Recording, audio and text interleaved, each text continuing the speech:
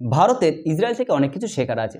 যেখানে আমেরিকা বাকি দুনিয়াকে প্রায় নিজের আয়ত্তে রাখতে চায়, সেখানে ইসরায়েল, যা কিনা আমেরিকার থেকে কয়েকশো গুণ ছোট একটি দেশ, এই ইসরায়েল কিন্তু তাদের সাপোর্টে আমেরিকাকে সবসময় রাখে। কিন্তু অবাক লাগলো, এটাই কিন্তু আসলে সত্যি। আপনারা এটা নিশ্চয়ই লক্ষ্য করে দেখেছেন যে যে জিনিসের জন্য আমেরিকা অন্যান্য দেশকে ক্রিটিসাইজ করে থাকে, সেই জিনিসের জন্যই কিন্তু আমেরিকা আবার ইসরায়েলকে সাপোর্টও করে থাকে। উদাহরণ হিসাবে আমি আপনাদের বলতে চাই, রাশিয়ার ক্রিমিয়া ইনভেনশনের জন্য আমেরিকা কিন্তু রাশিয়াকে প্রচুর ক্রিটিসাইজ করেছে। সেখানে ইসরায়েলের গাজা ইনভেনশনের জন্য আমেরিকা কিন্তু সবার সামনে ইসরায়েলকে সাপোর্ট করেছে। আমেরিকা ইসরায়েলের এই গাজা ইনভেনশনকে আমেরিকা কিন্তু সেলফ ডিফেন্স হিসাবে বর্ণনা করেছে। এমনকি চায়নাকে তো আমেরিকা বলেই দিয়েছে যে চায়না যদি তাইওয়ানে কোনো প্রকার আক্রমণ করে, তবে আমেরিকা চায়নার উপর আক্রমণ করবে। শুনতে অবাক লাগলেও এটাই সত্যি যে ইসরায়েলি এনজিওদের এতটাই আমেরিকায় প্রভাব যে অ্যান্টি ইসরায়েলি ক্যান্ডিডেটদের তারা ভোটে পর্যন্ত হারিয়ে দিতে পারে, এবং এই কথা তারা ইনস্টাগ্রামের মতো প্ল্যাটফর্মে গর্বের সাথে বলে। ক্লিন্টনের মতো রাষ্ট্রপতিকে তারা নিজেদের জন্য ব্যবহার করেছে। এই আমেরিকান সিটিজেনদের ইসরায়েলদের প্রতি এতটা সহানুভূতি কেন? অবশ্যই আমি এটা প্রমাণ হিসাবে আপনাদের এই ভিডিও শেষে বলে দেবো, এবং আমাদের চ্যানেলে নতুন হয়ে থাকলে অবশ্যই লাইক, শেয়ার এবং সাবস্ক্রাইব দিয়ে আমাদের পাশে থাকবেন। এখানে কারণ হলো অনেক। আমেরিকা ইসরায়েলকে লবি ডিপ্লোমেসিতে ফাঁসিয়ে রেখেছে। আমেরিকার কার্টুন, ইউনিভার্সিটি কিংবা হলিউডই হোক না কেন, সব জায়গায় কিন্তু একটা প্রো ইসরায়েলি সেন্টিমেন্ট কাজ করে। এমনকি আজও আমেরিকার কার্টুন বইতে ইসরায়েলের ইতিহাস পড়ানো হয়। এমনই একটি কার্টুন সিরিজ হলো সুপারবুক, এবং এটা আমেরিকার জনগণদের কাছে একটা সাইলেন্টলি মেসেজ যে তাদের অবশ্যই ইসরায়েলকে সাপোর্ট করা উচিত। এই লিস্টটা দেখো, এখানে পৃথিবীর সবচেয়ে নামি দামি পপুলারিটি পাবলিকেশনসের নাম আছে।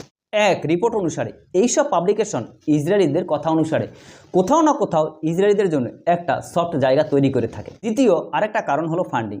ইসরায়েলের বড় বড় জুইস বিলিয়নিয়ার্স, যারা কিনা ইউএসের ইউনিভার্সিটিতে ফান্ডিং দিয়ে থাকে। কোনো জায়গায় আবার ইসরায়েলি এই বড় বড় বিলিয়নিয়ার্স আমেরিকার বড় বড় ট্রাস্টের চেয়ারম্যান পর্যন্ত আছে। সবাই একটা জিনিসই এনশিওর করে থাকে যে কোথাও যেন অ্যান্টি ইসরায়েলি অ্যাক্টিভিটি না হয়। যেমন 2017 সালে কলম্বিয়াতে গাজাকে নিয়ে আন্দোলন হয়েছিল। এই বিদ্রোহ দমন করার জন্য মিউনিক স্যাপিক পুলিশ ডেকে এই আন্দোলন দমন করেছিলেন। সম্প্রতি বাংলাদেশে যে ভূ রাজনৈতিক পরিবর্তন হয়েছে, তা কিন্তু এই ইউনিভার্সিটির ছাত্র আন্দোলনের ফলে হয়েছিল। আর ঠিক এই জায়গাটার মূল্য ইসরায়েল খুব ভালোভাবেই জানে। আর একটি খুব ভালো বিষয়, how we can forget Hollywood. কোনো দেশ যদি না এই হলিউডকে ক্র্যাক করে নেয়, তাহলে 195 দেশ প্রত্যক্ষ হোক বা পরোক্ষভাবে সেই দেশের প্রোপাগান্ডা কাজ করবে। এই সাধারণ কথা যদি আমি জানি, তাহলে সেটা ইসরায়েল জানে না? অবশ্যই ইসরায়েল জানে। মিউনিক, দ্য সিজ, ওয়াক উইথ বাসির, এইরকম অনেক মুভি আছে। এই সব ফিল্মের পরিচালক সবাই কিন্তু আমেরিকান, বাট রিলিজিয়ন হলো জুইস। হলিউডের 59% রাইটার ডাইরেক্টর হলো জুইস পিপল। মানে হলো সবাই কিন্তু এই ইসরায়েলিদের একটা ভালো দৃষ্টিভঙ্গি সবার সামনে তুলে ধরতে পেরেছে। এখন পর্যন্ত আমেরিকার সংবাদ সংস্থাগুলিকে পৃথিবীর one of the most credible সংবাদ সংস্থা হিসেবে বিবেচনা করা হয়। আপনি লক্ষ্য করে দেখবেন যে আমাদের দেশেও সংবাদপত্র কিন্তু এই আমেরিকার সংবাদপত্রগুলোকে কোট করে থাকে। এখানে ইসরায়েল কিন্তু খুব ডিপ্লোমেসিভাবে খেলেছে। আমেরিকারই নিউজ এজেন্সি এটা এনশিওর করেছিলেন যে লস অ্যাঞ্জেলেস বা নিউ ইয়র্ক টাইম, এইসব সংবাদপত্র কি করে ইসরায়েলিরা খুব দক্ষভাবে নিজেদের আয়ত্তে রেখেছে। পরেরটা শুনলে আপনি আরও আশ্চর্য হবেন। পৃথিবীতে সবচেয়ে বেশি ধর্মাবলম্বী মানুষ হলো খ্রিস্টান।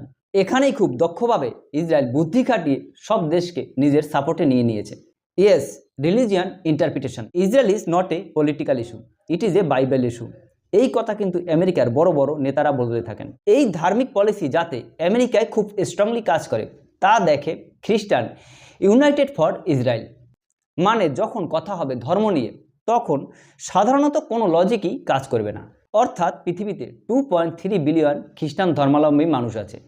এই পৃথিবীর পপুলেশনের প্রায় 31.6% মানুষের মধ্যে ইসরায়েল কিন্তু নিজেদের সাপোর্টটাকে টিকিয়ে রেখেছে। আর জনতা আপনার পক্ষে, তাই পলিটিক্যাল পার্টির লোকজনদের আপনাকে তো সাপোর্ট করতেই হবে। পলিটিক্যাল ভোট ব্যাংক তো একেই বলে। আবার কিছু ইসরায়েলি অর্গানাইজেশন এটা পর্যন্ত বলে দিয়েছে যে অ্যান্টি ইসরায়েলি ক্যান্ডিডেটদের তারা ভোটে পর্যন্ত হারিয়ে দিয়েছে। আমেরিকার পার্লামেন্ট থেকে কিন্তু তারা যে কোনো বিল পাস করিয়ে নিতে পারে। ভাবতে পারেন কতটা স্ট্রং এই ইসরায়েলের পলিটিক্যাল লবি। ইসরায়েলের কথা না শোনার জন্য ইউএসের প্রেসিডেন্টকে কিন্তু পর্যন্ত ব্ল্যাকমেল করেছে ইসরায়েল। প্রমাণ হিসাবে বলা যেতে পারে, ক্লিন্টনিং নামে একটি বইতে বিল ক্লিন্টন লিখেছিলেন যে নেতানিয়াহু বিল ক্লিন্টনকে বলেছে তাদের সাংবাদিক জনার্দন পোলার্ডকে ছেড়ে দেওয়ার জন্য। জনার্দন পোলার্ডকে আমেরিকা ফাঁসির সাজা শুনিয়েছিল। ইসরায়েলের প্রত্যেক প্রধানমন্ত্রী, প্রত্যেক পলিটিক্যাল পার্টি তারা নিখুঁতভাবে এবং দক্ষতার সাথে এই কাজগুলো করে গিয়েছে। সবথেকে আশ্চর্যের বিষয় হলো এই প্রো ইসরায়েলি সেন্টিমেন্ট। ইসরায়েলের প্রত্যেক জনগণ কিন্তু পৃথিবীর যে যেখানেই থাকুক না কেন তারা সবাই একত্রিতভাবে এই আন্দোলনকে সাপোর্ট করে গিয়েছে।